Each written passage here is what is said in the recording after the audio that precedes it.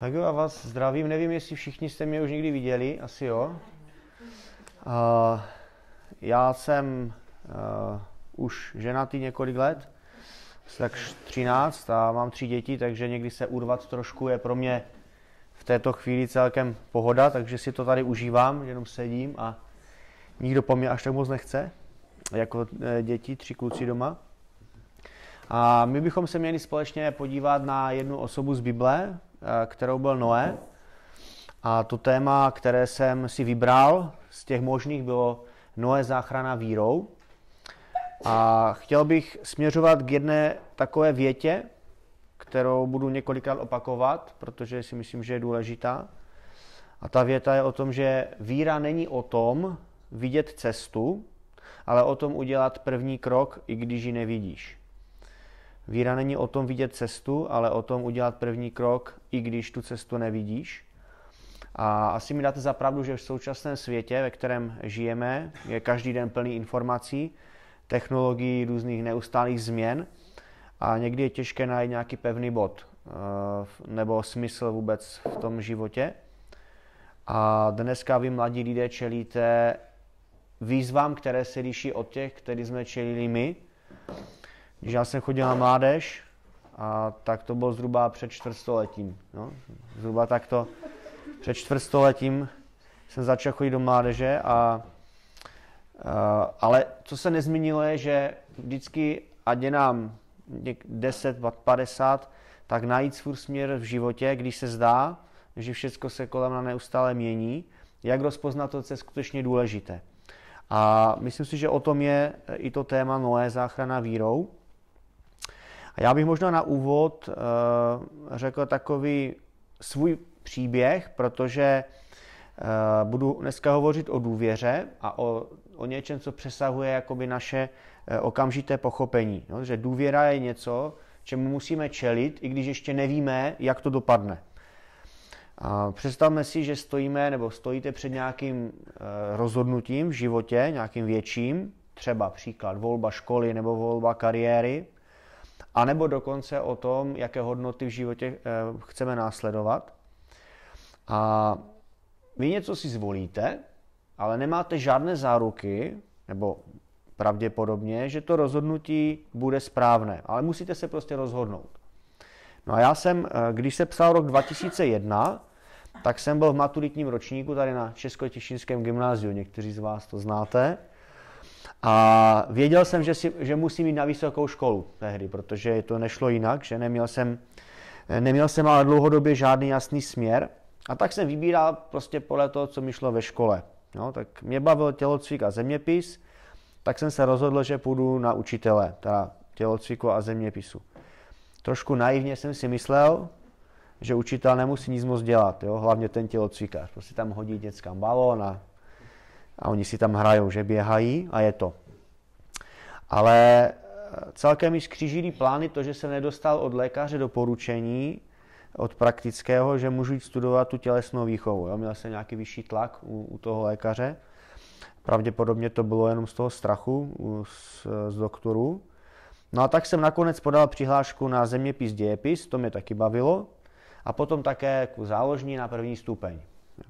Protože tam je taky tělocvik, ale už to tak nerazí. No a to mi ta doktorka povolila. No takže na ten zeměpis, dějepis jsem se nedostal z kapacitních důvodů, to bylo Brno, a dostal jsem se teda na ten první stupeň do Ostravy. Ale v tu dobu jsem vůbec nevěděl, zda to fakt budu chtít dělat. Prostě jsem na nějakou tu vysokou školu šel.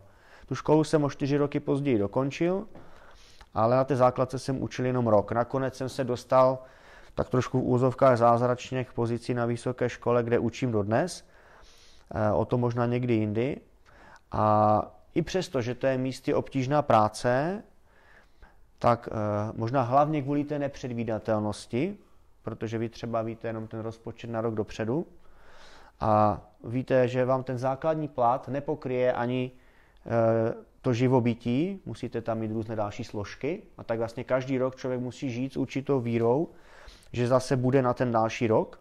A tak jsem vstoupil před těmi nějakými, kolik to bylo, 18 lety na nějakou cestu, i když jsem si nebyl jistý. A ten Noé, dnešní biblická postava, na kterou se podíváme, je vlastně příkladem takového člověka, který měl víru. A ta víra není o tom vidět tu cestu, ale udělat první krok, i když tu cestu nevidím. Ta jeho výchozí situace byla celkem náročná.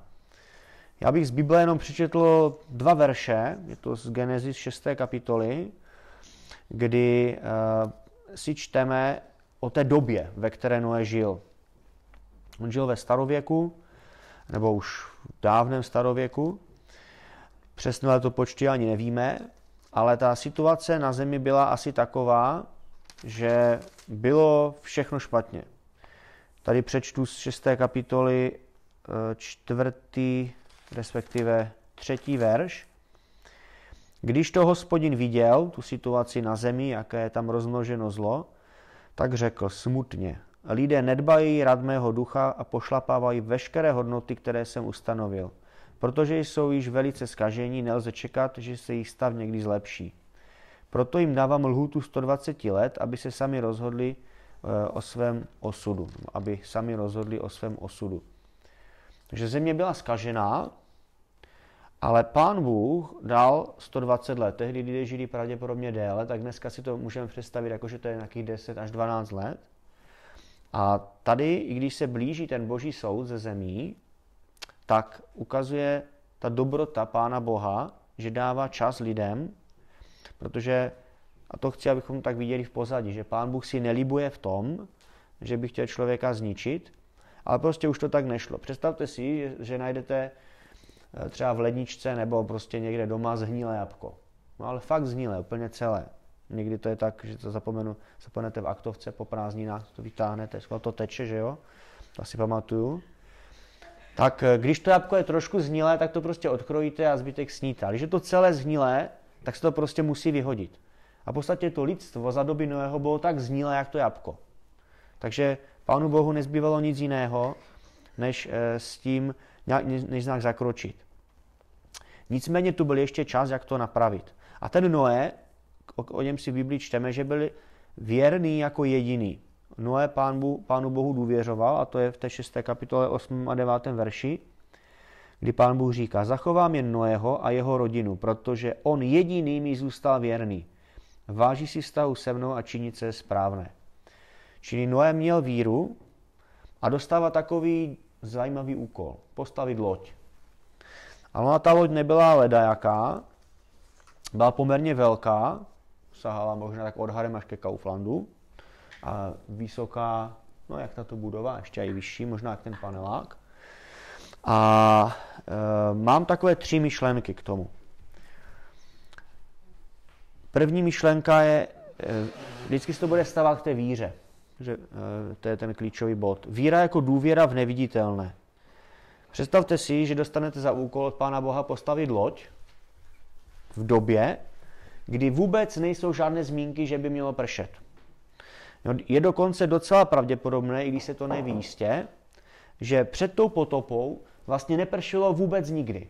No, to znamená, že země se zavlažovala jenom ze spodu, tak jak to Pán Bůh udělal v ráji z podzemních vod. A určitě bylo to podnebí na zemi jiné, ale pravděpodobně nepršelo a rozhodně nebyl nějaký velký liják. Takže ta Noého víra staví loď, ale vlastně možná v životě neviděl déšť. Staví tu loď ne na viditelných důkazech, ale na důvěře v Boží slovo.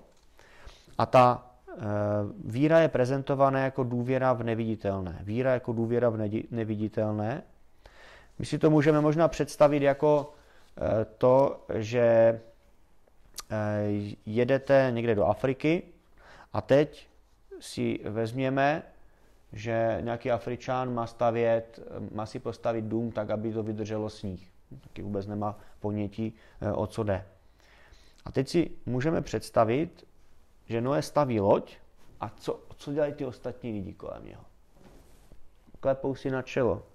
Ty jsi ale blázen.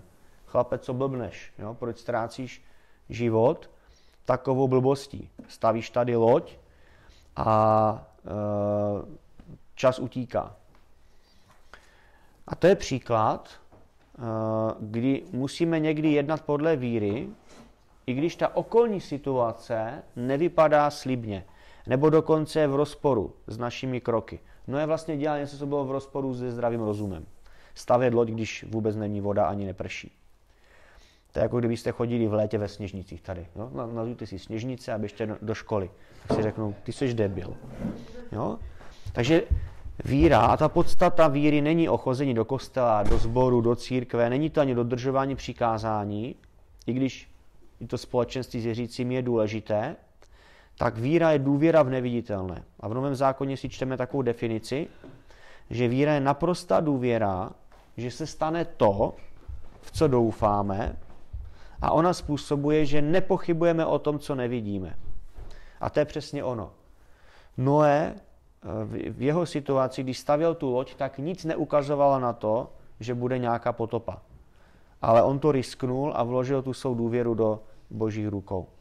A tak ta aplikace z prvního bodu, možná někdy se v životě nachází v situaci, která je taková zamlžená.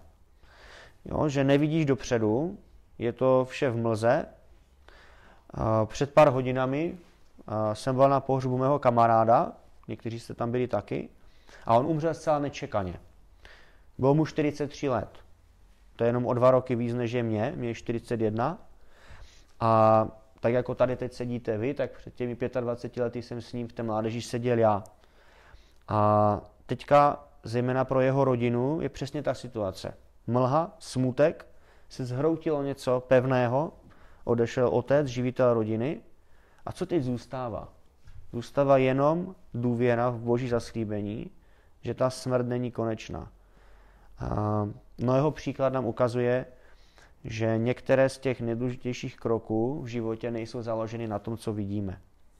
Ten druhý bod je víra jako odpovědnost a vytrvalost. Noé pracoval mnoho let na té lodi. Zase, kdybych tom přirovnali k dnešní době, tak by to bylo asi 10 let na nějakém projektu. To je celá školní docházka základní školy. A během této stavby pravděpodobně na to byl sám, protože ti ostatní lidi mu vlastně nepomáhali, že si klepali spíš na čelo. A neviděli v tom smysl. Neměl techniku, neměl stroje, jako máme my dneska, musel si to dřevo najít, pokácet, pořezat a tak dále. Takže někdy si říkám, proč je ta víra, když následujeme Pána Boha, tak těžká. No, proč právě Pán Bůh prostě neudělal lusk a tu archu mu nepostavil? Jistě by to mohl udělat. No, podobně si někdy říkám, proč třeba misie pořád žádá o dary, že jo? Pořád chybí peníze. Proč to Pán Bůh neulehčí? A víte, proč to je? Protože pak by se víra ani nemohla projevit. Že Pán Bůh by nám dal lidem prostředky a na druhou stranu, abychom my sami je dávali. Takže v tom druhém bodu ta cesta víry je obtížná. A to do života věřícího a možná právě věřícího přicházejí těžké situace. Mohou to být situace buď posměchu, no jak tomu Noému mohli říkat, ty jsi ale debil, že tady děláš takovou loď, když nepršelo. Ty věříš Pánu Bohu, to je taková ptákovina, ale mohou to být i situace, kdy nevidíme, jak dál. Kdy nás potká v životě nějaká tragédie. Příští rok, 2024, to bude 10 let, co nám u porodu zemřel náš první syn. A to byla mlha, byla to pro nás, hlavně i pro manželku, spousta otázek. Na mnohé z nich jsme nedostali odpovědi ani dnes, ale jedno jsme si uvědomili, že Pán Bůh má vše v rukou, i v situaci, kdy to nevidíme. A po nás on chce vlastně jediné, abychom mu podali ruku a šli za ním. Noé pokračoval v té stavbě i přesto, že to bylo těžké, že možná viděl ten skepticismus a posměch od těch současníků. Možná byl pro ně něco jako Marťan, že jo, příletěl z Marsu. Ale všimněme si jedné stavby. V době stavby, kdy Noé s tím měl spoustu problémů, možná i pochybností, tak možná si mohl ho napadnout. Bože, tak nedělá si srandu, už to stavím 100 let a nic. Nemarním ten svůj život tím, že tě následuju. Mohl jsem dělat cokoliv jiného. Ale právě v tu dobu, když Noé dělá v podstatě dře, tak staví základy pro něco, co bude vidět v budoucnu. Pro budoucí úspěch. Takže víra je obtížná, nebo cesta víry je obtížná, ale potřeba odhodlání a vytrvalosti. Noé to nevzdal, i když čelil určitě tomu posměchu a mnoha pochybnostem. A tak zase ta aplikace pro nás, možná se svou vírou někdy vypadáš jako blázen. Možná na té cestě víry máš pochybnosti. Říká ten Bůh vůbec pravdu? Už to trvá tak dlouho a nic? Pán Bůh má jiná časová měřítka než my. On nám zaslibuje jediné, že pokud vložíme ten svůj život do jeho rukou, tak potom ta cesta bude určitým způsobem strastiplná, ale zároveň nesmíme zapomenout na to, že on je jediný ten bod, když se všecko hroutí. On dokonce přesahuje i smrt. Žalmista David, když mu šlo o život, tak složil modlitbu, ve které říká, i když půjdu roky šedé smrti, nebudu se bát, neboť ty se mnou jsi. To je vlastně taky rys víry. Pán Bůh, i když ho nemusíme vnímat, není nikde daleko. Někdy se to překládá to údolí jako rokle. A rokle je velmi úzké údolí, kde moc nesvítí slunko. Tak je to taková i metafora toho těžkého života. Ale Pán Bůh není nikde daleko. On je tam. Takže Noé Pánu Bohu věřil i přes ty překážky a právě v těch těžkých chvílích budoval něco, co se projevilo až později. Je to výzva i pro nás zůstat věrní tomu, komu věříme, i když čelíme nepochopení, protože to někdy skončí. A ono se stalo, že to přišlo. Chýlím se k tomu poslednímu bodu. Můžeme říct, že ta sranda skončila. V Genesis 7.1 Pán Bůh oznamuje Noému, prostě je to tady. Za týden se spustí lijavec, velký prostě slejvák, a tak nastup do té lodi. A Noé to udělal a teď přichází ta potopa a asi si dokážu představit tu situaci, kdy se stoupá ta voda, Noé je v té lodi a najednou ti lidi všichni, kteří kolem se mu smáli, tak podle mě volají, Noé, půjď nás tam, ale už to nejde. Zajímavá je věta v Biblii, že to byl Pán Bůh, kdo ty dveře zavřel. On na toho Noého nenaložil tu zodpovědnost. Oni najednou věřili tomu Pánu Bohu, ale věřili opravdu? To nebyla víra, protože už to viděli. Víra je, jak to jsem říkal na začátku, víra není vidět tu cestu, ale udělat ten krok, i když tu cestu nevidíme. A to Noé udělal. A to poslední, víra je nadějí v nový začátek. Když ta potopa skončila, tak Noé a jeho rodina měli příležitost začít znovu. Představte si nějakou situaci po přírodní katastrofě. Nedávno byl ten požár že v Českém Švýcarsku, tam to všechno lohlo popelem, ale je zajímavé, že příroda potom znova začne rašit, znova začne bujit to zelené. A teď Noé má tu novou šanci.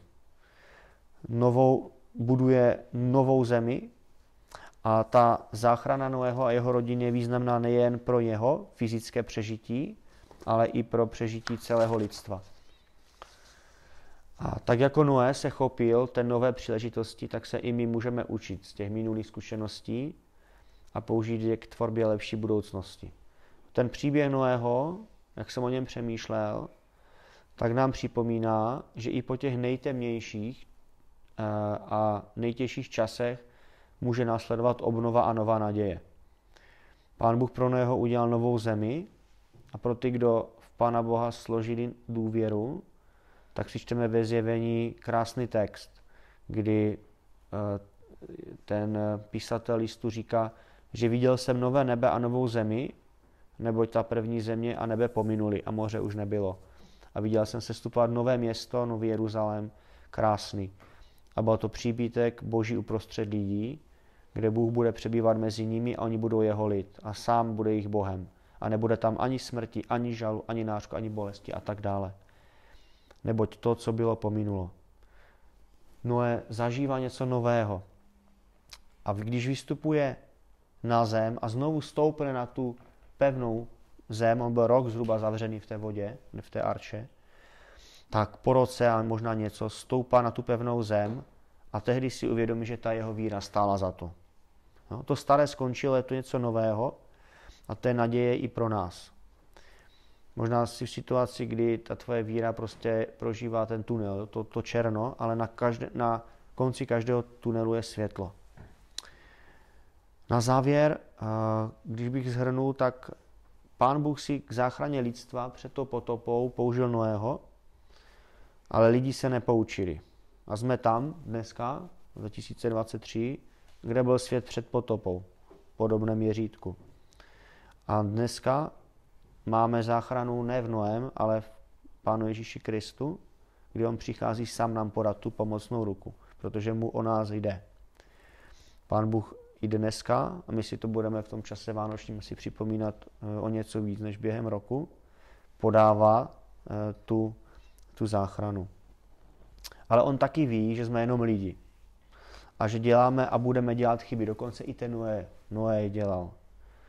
On potom po potopě si čteme, mimo jiné, že se tak ožral, až prostě nevnímal, co se děje.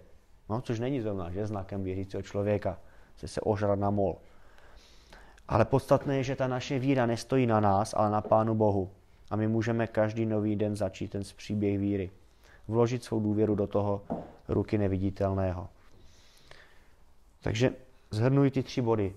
Víra jako důvěra v neviditelné, víra jako vytrvalost přes překážky, s tím cílem, že ono se to projeví později, a víra z nadějí v nový začátek. Já vám přeji, abyste takovou víru, jako měl Noé, hledali, anebo pokud jste už ji našli, abyste v ní rostli, i když to bude někdy a možná často bolet, tak až náš život jednou skončí a my nevíme, kdy to bude, tak to nebude konec, ale bude to nový začátek.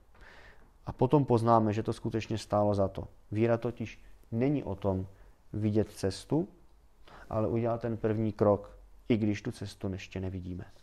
Tak to vám přeju.